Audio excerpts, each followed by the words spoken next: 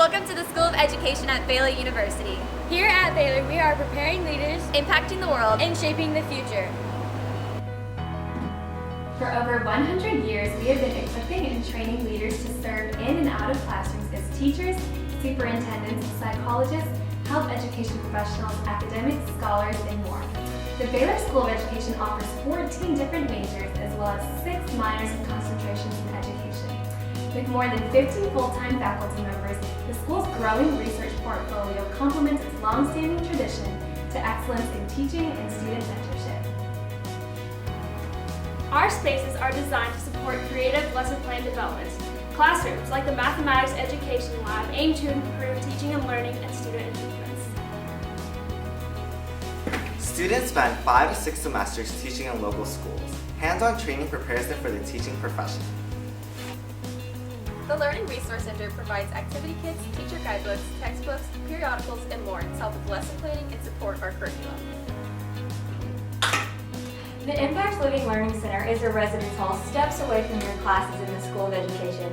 Here in Impact, you get to live in a community focused on addressing the world's issues through education. Plus, you get access to a fitness room, a game room, the Learning Resource Express, and community building activities. I also love that there's always free food and coffee around. The Baylor School of Education awards more than $650,000 in scholarships to undergraduate students each year. We also provide opportunities for you to grow and develop as a leader on our Student Advisory Council. You can learn more about these programs or apply today on our website. We hope to see you soon in Sic 'em Bears. I am excited that you're here. Before we get started, we have the Assistant Dean, Dr. Joel Porter, and he is going to share a few words with you just to welcome you into the SOE. And as Dr. Johnson was saying, my name is Joel Porter. I'm the Assistant Dean here in the School of Education.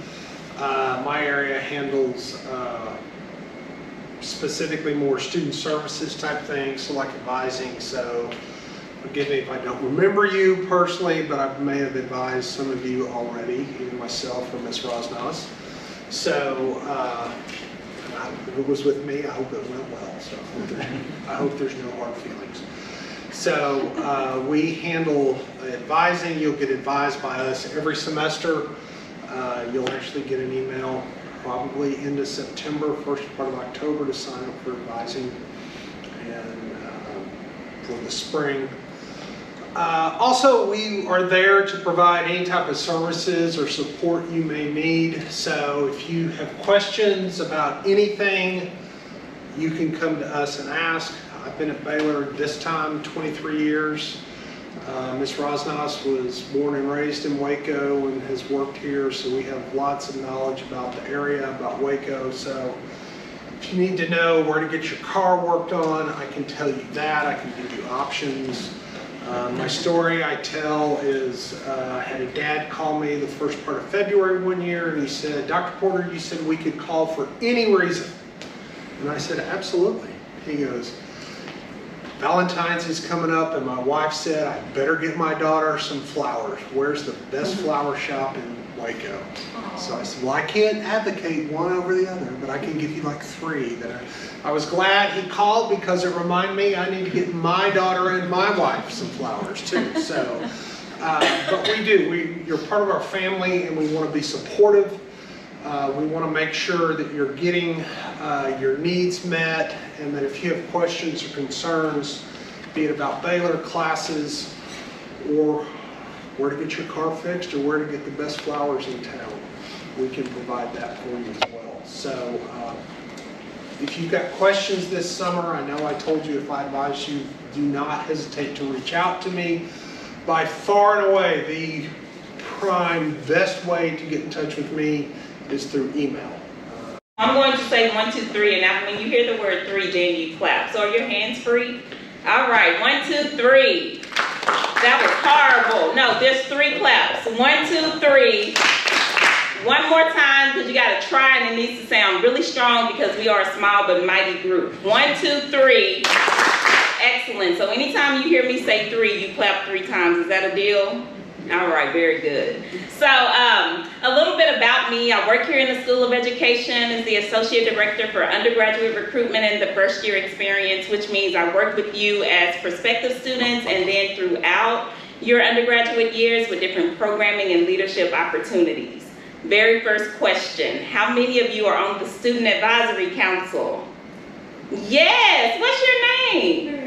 Miranda, welcome to the council. You actually get to work with me a lot. If you're not on the council, it makes me so sad because I know you read the email. I saw that you opened it. Yes, I track it. But it's okay. You'll have another opportunity to join the council in your next years if you're interested, but you'll learn a little bit more about that later. Well, I'm so happy you're here. We normally do have a bulk. Most of our students are education majors, and most of them want to teach first and second grade or kinder.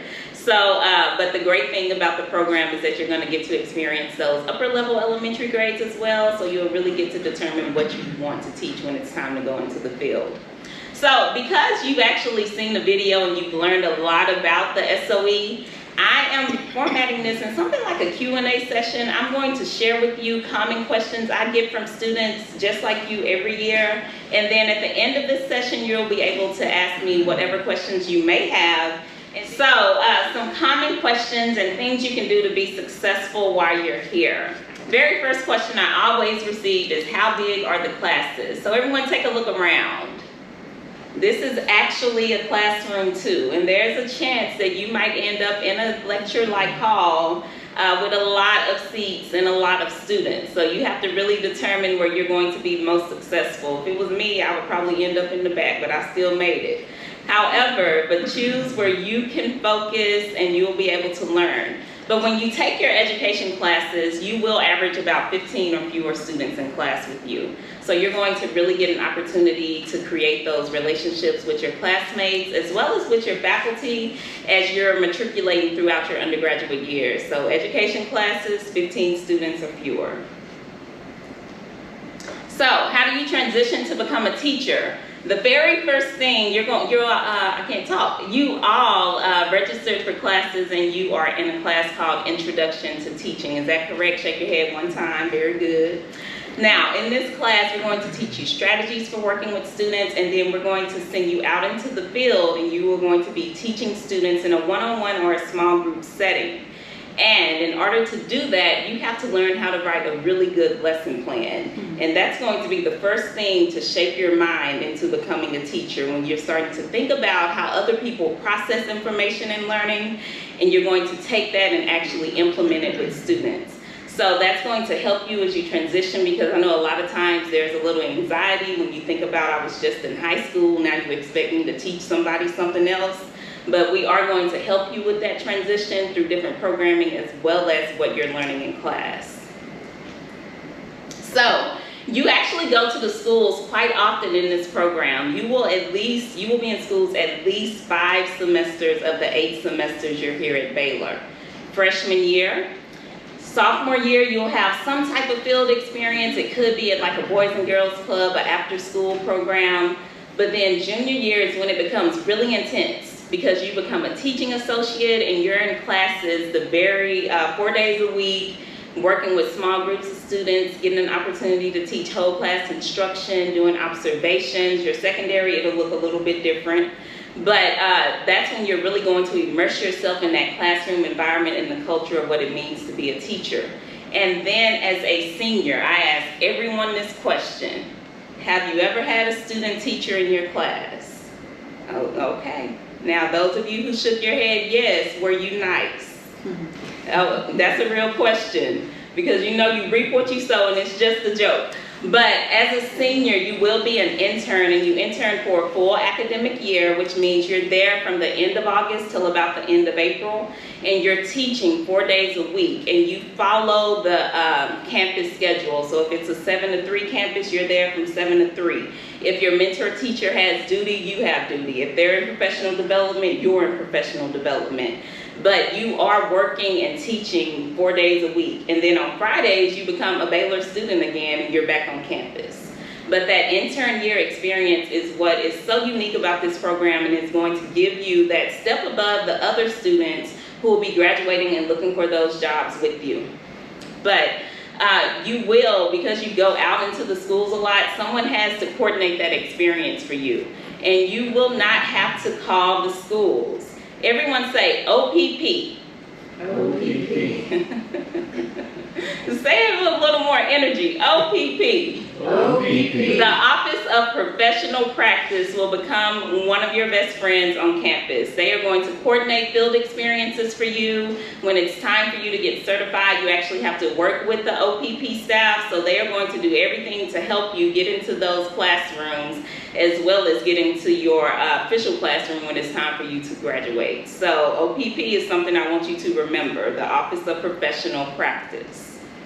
So what do you wear to the schools? Parents, I need you to send your students here with at least a pair of khakis or black pants and some polo shirts. When they go into the school, especially freshman year, we're not asking you to wear a business suit every day. It is very business casual, but we need you to stand out as a student and as a professional. So if you can just wear some polos and some khakis, you'll be good to go working in the field as a freshman student. Any questions about that? Say, oh, it can be Baylor, it could not be Baylor. It's okay. Yeah, so if you have Baylor, that's great. If you don't, that's still great. If you're on the council, you're gonna get one. See, already a perk. But yeah, just some, whatever type of polos you have, just keeping it casual, or a nice dress shirt, something like that. So how do you get certified? How many of you know how many tests you have to take in order to become a certified teacher in the state of Texas? How many of you knew you had to take state tests? All right, very good. So you're all going to take at least 2 tests. You're going to take a PPR, Pedagogy and Professional Responsibilities test. You're going to take a content subject area test. And some of you will also be taking I can't think of the name of it, but it's all about teaching reading. You're going to take a reading test too. So it really just depends on your major, will determine how many tests you take. But the good thing about the SOE is 100% of our students pass those tests each year. So not only are you learning and growing in the classroom, but you're also acquiring the skills you need in order to be successful on these state exams, because you have to be certified in order to teach in a public classroom. And so for my students who are out of state, most of them stay in Texas. I'm sorry, parents. But some of them go back home. And so you can work with, everyone say the OPP. Very good. You can work with the Office of Professional Practice, and they will help you determine what you need to do in order to get your Texas certificate transferred to your home state. But we do have a lot of out-of-state students, so we provide that service for you. So, some of you are considering graduate school already. Some of you probably are like, what is that? Well, we do have a joint program for you to get a master's degree, a bachelor's degree, and 2 different certifications in 5 years.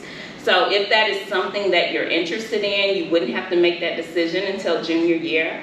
And if you decide to pursue the MAT program, it's a Master of Arts in Teaching. Parents, you will still pay undergraduate fees for that master's level degree. And a benefit to having a master's degree in education is that when you work in school districts, most of them will offer a stipend. So depending on the school district, you could get anywhere from $1,000 to an extra $3,000 a year on your base salary. So it just kind of depends on what you want to do with that degree and if you want to obtain that extra certification. So how do you succeed in the SOE? Students, right hands up is the hand of truth. Right now, hands up. Say, I will. I don't believe you. Say, I will. Show up. And when I show up, I will engage. Hands down. It is really important. The very first thing for you to be successful is to show up in class, show up in programming, show up for organizations that you join, and then when you get there, you actually have to engage. You have to be involved. You have to ask questions. You have to situate yourself in the conversations that are happening in those spaces. But in order for you to be successful, you have to show up. You have to know what your needs are, and you have to know how to go meet them. And if you don't know how to meet them, then you contact me and I will help you. Does that make sense? I am a support person for you here on campus, and I expect us to collaborate together. I expect you to contact me, parents. If they're not contacting me, I expect you to send me an email or give me a phone call. I'll answer. I'll try to answer. And just let me know. If not, leave me a message. And just let me know and then I can help your student find the support that they need on campus. But it's really important that you show up. You have to be in class. You have to show up. When we are hosting different things for you throughout the year, they're very intentional. And it's all to help you matriculate and be able to obtain that degree that you want in 4 years. All right, first year experience. Now, there is a coordinator who works under me, and you are going to meet her in August. And every month, she is going to send you a FYE Fast Facts virtual newsletter. Students, right hands again. Repeat after me. Say, I will read my email every day. And if I get, I don't hear you, and if I receive an email from Dr. Johnson, I will open it first. That part was just the funny part. But I really meant that. You took a real oath and we have it on camera. So really important that you check your email every day. That's how you are going to stay locked into what's happening in the Baylor community in the SOE. Also important is if you're following us on social media. Are y'all following the Baylor SOE on social media? Okay. Are you really? I don't know. It's at Baylor SOE. If you're not following us, I really do want you to get logged in. Parents too, because y'all do a really good job of seeing a post and telling them, hey, they're giving away this free thing. Did you go get it? So just make sure you're following us, keeping up with the information that's happening. We are hosting a mix and mingle party for you August 20th, 2 p.m., second floor. When is this party? Say it. August 20th. What time? 2 p.m. Where? Second floor. Yeah, very good. I need you to come. Yeah, I need you to come to this mix and mingle party so that you can meet your classmates, you can meet faculty, you can meet staff that you're going to be working with throughout your undergraduate years. But it is a party for you, and even if you have to walk over here by yourself, who do you know? Yeah, very good. I need to give you a prize. You've been so loud today. Yes, you know me. So I expect to see you again on what day? August 20th. At what time? 2 p.m. And where? Second floor. Very good. Don't make me come find you. You know I can look up. How many of you live in Impact? Oh, look at you rocking out. Oh, yes. So too, where do y'all live? In Collins? You don't know yet? I'm in Penland. Is that You're alternative? I'm in Penland. Oh, that's right next door. That's close too. It's okay if you don't live in Impact. I won't hold it against you. But there will be a career pathways panel. We want to teach you how to use your education degree if you decide not to become a teacher. There are marketable skills, transferable skills that you can take into other fields. So we bring in professionals who have an undergraduate degree in education so that they can share with you about their pathway within their career. There will be some social mixers, some service activities, opportunities for you to give back to the community. And then each of you will be paired with an upperclassman peer mentor. And so this person will be who you can contact for questions, concerns.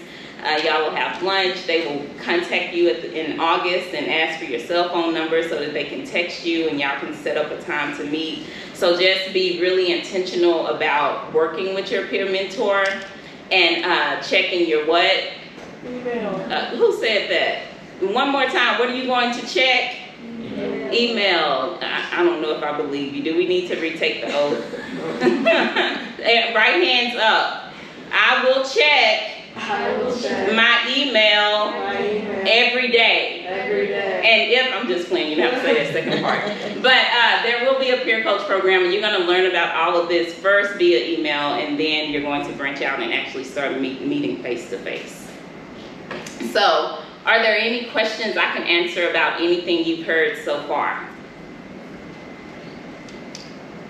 When you say going into the field, like they start school in August. How soon are they in the field? About the end of September. Okay. So your first in your introduction to teaching class, you'll go into those classrooms for about 6 to 8 weeks.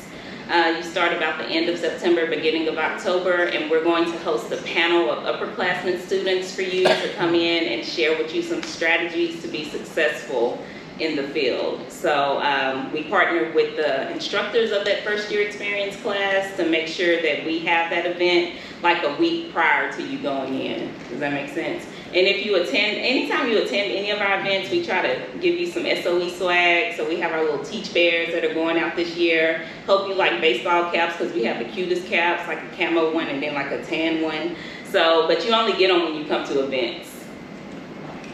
Right hands up. I will come to SOE programming this year. All right, very good. Because I do want y'all to get your swag as well as the information. Y'all took 2 oaths. That's more than all the other students who've been here. Yes. Last question. When they are going into the schools, is there, because he's not going to have a car, Oh, that's a good question. how are they going to get to the You have to schools? walk. I'm just playing. It's Dallas. No, so all the schools are within 15 minutes of Baylor University, and we actually carpool to get the students there. So there are students who have matriculated here for 4 years as undergraduates and have never had a car and finished our program successfully. So faculty are going to the schools, your other classmates are going to the schools, and we are going to carpool and get you there. Okay, good question. I can't believe I didn't have that on the chart. I need to add it, I forgot it. Other questions I can answer?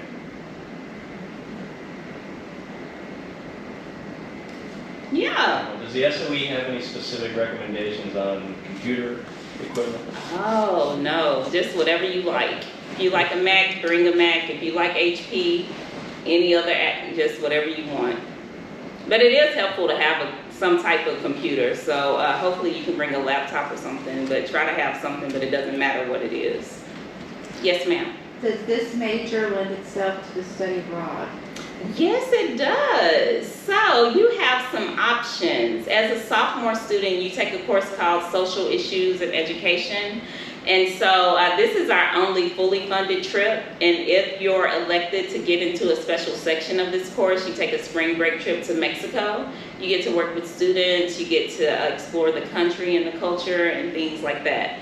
Senior year, as an intern, we take groups of students to Australia as well as to London. So you will actually get to teach students in either of those places, and you'll get an opportunity to, again, to immerse yourself in the culture there, and that's as a senior intern year. So Australia or London. And then if you're looking for a service opportunity, we have a trip to Costa Rica where you can participate in mission work and as well as service. And then we also have a trip to Kenya where you can do service work, Ghana, service work, mission work. But all of our trips, you get an opportunity to work with students over in those countries. So it's still an education-based trip.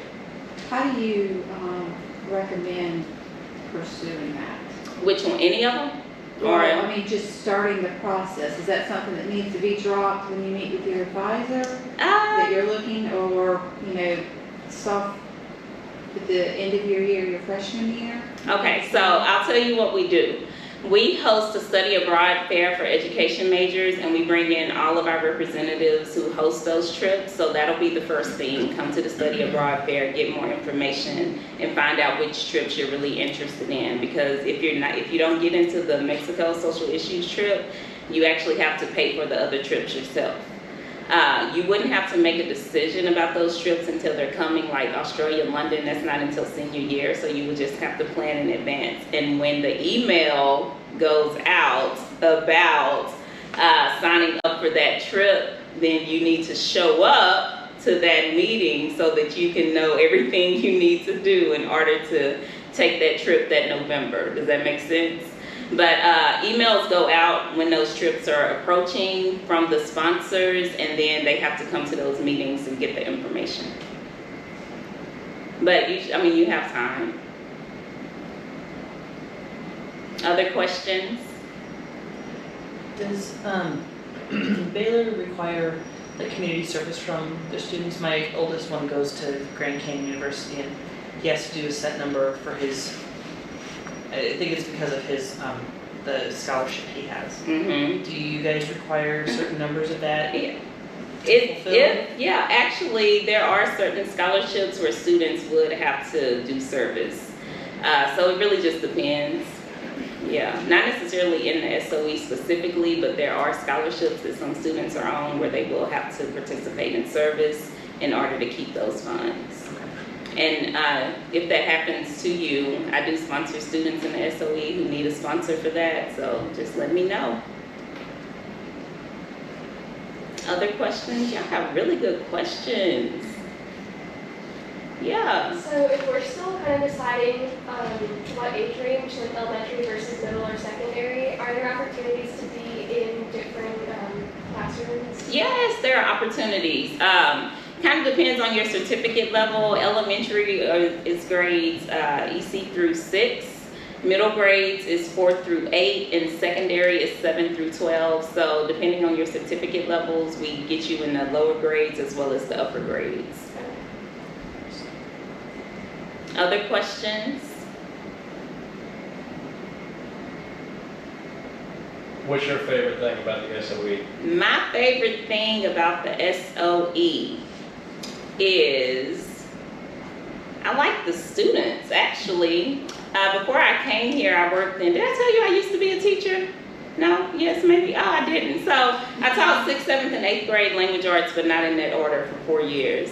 And then I moved up and I was a coach for teachers and helped them become the best teachers ever, and I did that for 6 years. And then after that, I moved into administration and I worked in talent acquisition for a school district and recruited teachers and administrators to that district. And that was the position I was in right before I came here a couple of years ago.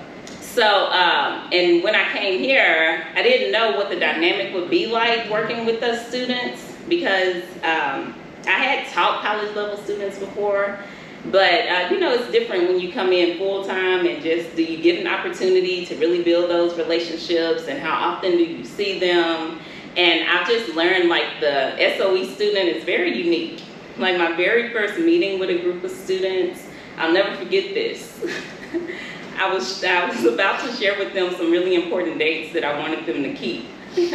And we were sitting at a little round table and every single one of them pulled out a little teacher planner. And I was just amazed. I'm like, I can't believe y'all have teacher planners and y'all like freshmen and sophomores. This is tripping me out. But just being able to interact with students and talk with you about your experiences, I like that aspect because, you know, I'm a teacher at heart. So just being able to help students as they're going is the best part for me. Just being that resource. I'm happy that I still get the opportunity to impact people the way I want to, that kind of works with who I am. Does that make sense? So yeah, that's the best part, the students. But figure out, and I brought that up because I also need to say, figure out how you best organize yourself because that'll be another thing to help you be successful. Like I'm a phone person, I put everything in my phone, on my phone calendar. But some people like their paper pencil, but with whoever you are, just make sure you have it and that you utilize it to the fullest of your capabilities. Other questions?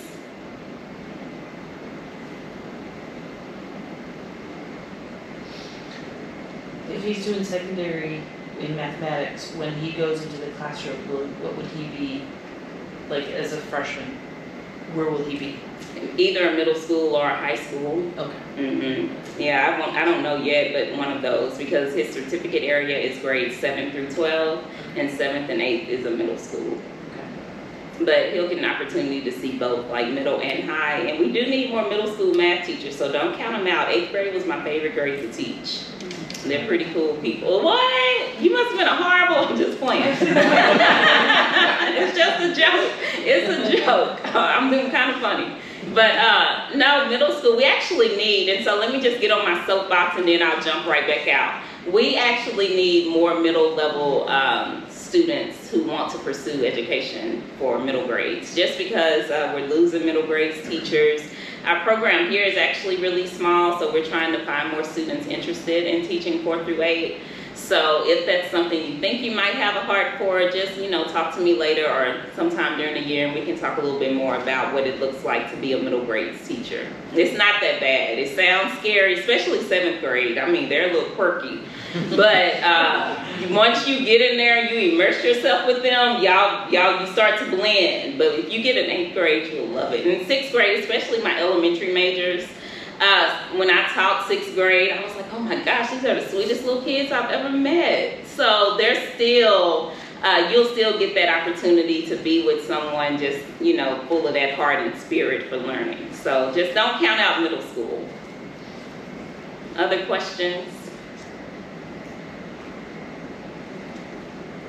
Do they need to be fingerprinted or anything to go out into the, are they going to like public school like Waco ISD? Yeah, so we partner with Waco ISD and Midway ISD, and I've actually never had that question because we do have to be fingerprinted as educators.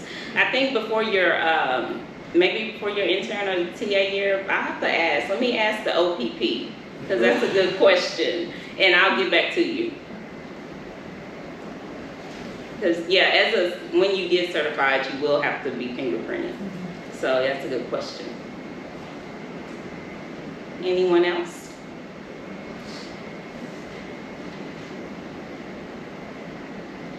And all my future teachers, you just learned the power of the wait time.